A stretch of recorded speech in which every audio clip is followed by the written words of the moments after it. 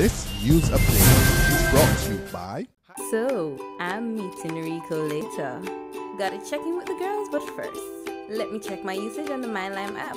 Now, what should I wear? Hashtag sexy.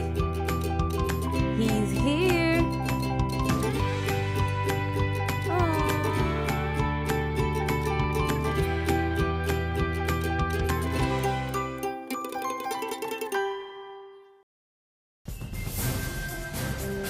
It's Friday, March the 20th, 2015, and this is your Barbados Today afternoon update. A warm welcome to all our viewers. I'm Emmanuel Joseph. We begin with news that a woman was rushed for medical attention after going into shock following a loud explosion caused by falling power lines at Dash Valley, St. George, just after 10 o'clock this morning. According to Barbados Today investigations, the power lines were pulled down by a container truck. Residents in the area are now without electricity. Police and officials from the Barbados Light and Power Company and other utility companies are conducting investigations at the scene. According to residents, the woman who was walking at the time of the incident complained of chest pains and was wheezing before a private vehicle took her for medical care. As Parliament continues the debate on the funding for the cost of health care in Barbados, a group of financial experts at the UWI is warning authorities to stay clear of imposing user fees. At a recent public lecture which examined the issue of paying for health care in Barbados, Assistant Lecturer in Accounting Terry Harris argued that Barbadians are already footing the bill for their health care and they shouldn't have to pay more. I wholeheartedly disagree with the whole idea. I think that we already have a system in place that results in cost recovery. It's called taxes. We pay taxes and the government is supposed to take our taxes and pay for health care. So the whole idea of user fees, I think, is a misnomer. We already have user fees. So what I really think they're saying when they say user fees is more user fees. So are we supposed to be debating? So we're really debating the idea of more user fees at the hospital. Do we want more user fees at the hospital? That is really the concern here. So if we are to have these more user fees, I believe that they should be implemented in a way, if they are to be implemented, which I said at the beginning I disagree with, they should be implemented in a way that is consistent with our tradition, our social democratic tradition in Barbados. We as a people for a long time have decided that certain costs should be shared. Lecturer in the Department of Economics, Annette Green said that hospital must first get its house in order and fix inefficiencies before addressing the issue of financing. So far, the answer to the problems that they've been having at the QEH is to ask for more. More money, more resources, more technology, more ICT, just more. Because that will solve the problem that they're having, that they're short of resources.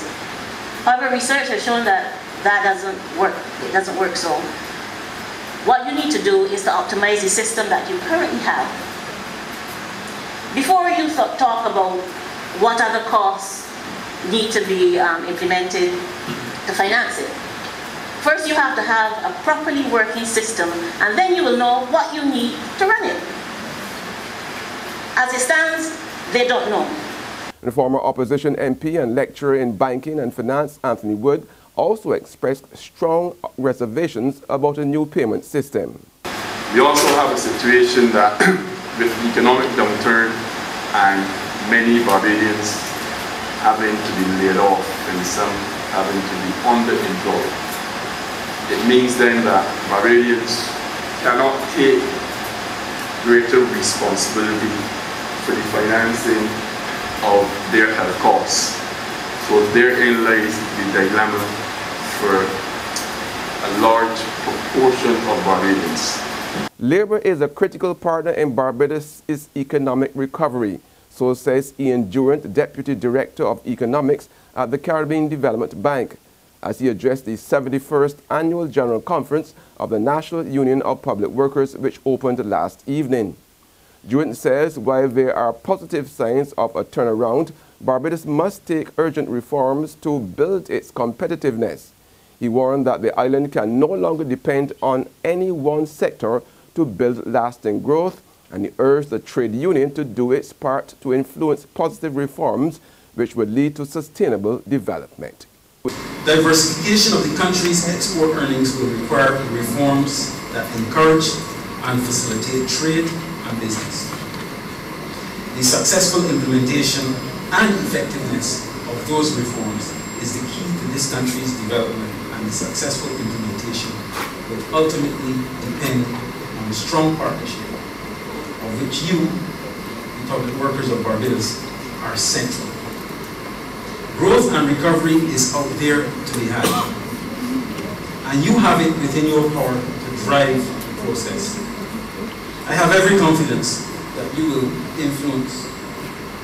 will exercise your influence responsibly for the good of this country. There's regional and international news after this short break.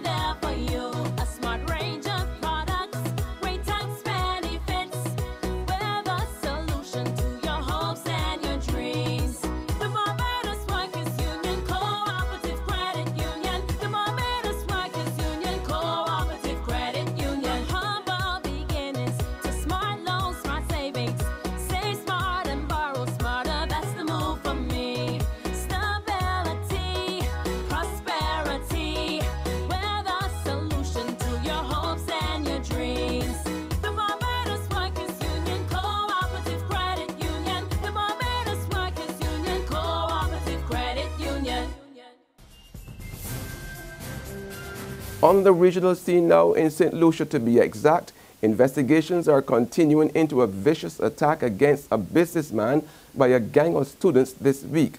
According to the report, the middle-aged man who operates a food truck near the premises of the Sir Arthur Lewis Community College was stabbed several times by irate students. The details in this report from HTS News Force.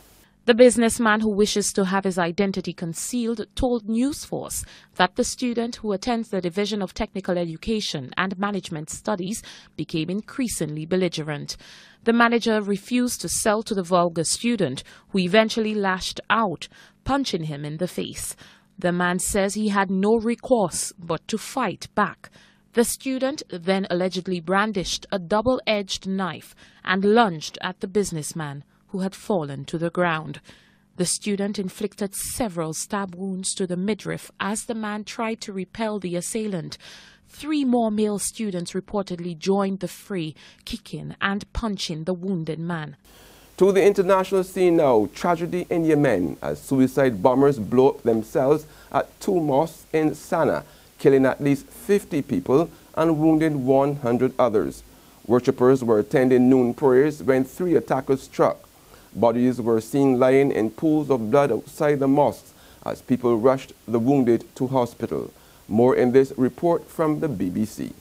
2 coordinated attacks on mosques during the Friday prayer, which is the busiest time of the week for mosques.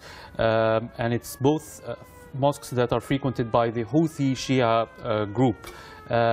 In one of the mosques there was an explosion inside, and as people were running away, a second explosion happened outside.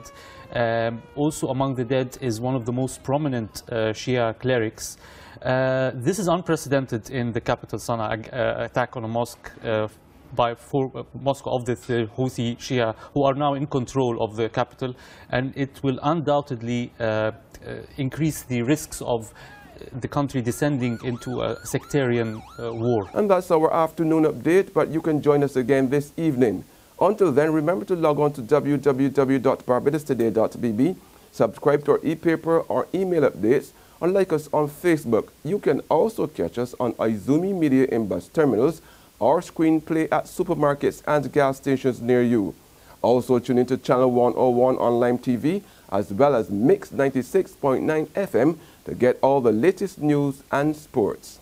I'm Emmanuel Joseph. Continue to enjoy your day. This news update is brought to you by... So, I'm meeting Rico later. Gotta check in with the girls, but first, let me check my usage on the MyLime app.